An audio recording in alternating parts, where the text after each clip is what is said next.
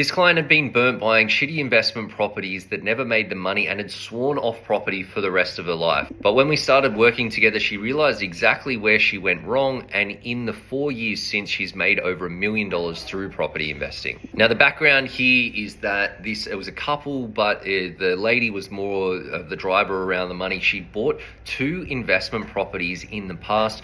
Both properties hadn't really gone down, but they also hadn't really gone up. Stagnant growth ended up costing them a bit of money. There was no real benefit in sight, and so they ended up exiting the property to cut their losses. At the time that she bought each of the properties, she did give a fair bit of consideration to how much to spend and getting her strategy right, which is all really solid things that she should do.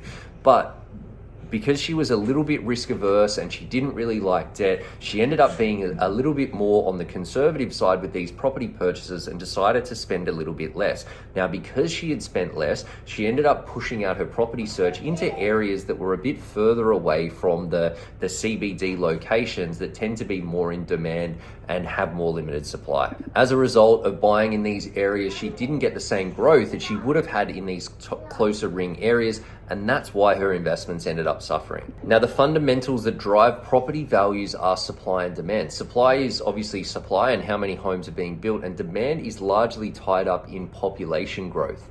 Because in the areas that she bought, less demand, more supply, it meant that the investments weren't really ever going to generate the same sort of returns or growth that you would see in areas where the demand and supply equation was better. When we started working together, we got into all of this stuff and helped her set up a winning property strategy where she was buying in areas where there was strong demand and limited supply.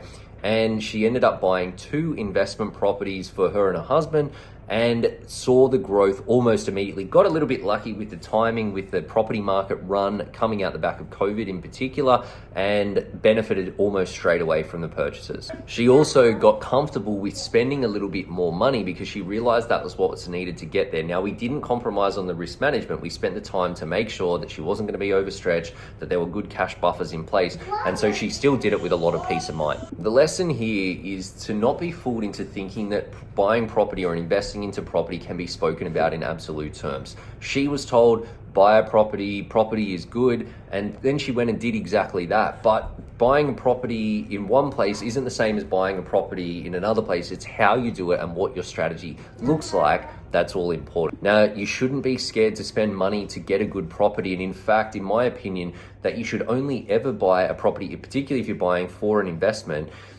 at a level that is enough for you to get a good property that is going to give you good growth. Because if you're not going to get that good growth, there's no point buying the property in the first place. Set a solid strategy first and then follow through on it. Don't be led by what you think you can afford or what the numbers say. Only be led by what makes a good property.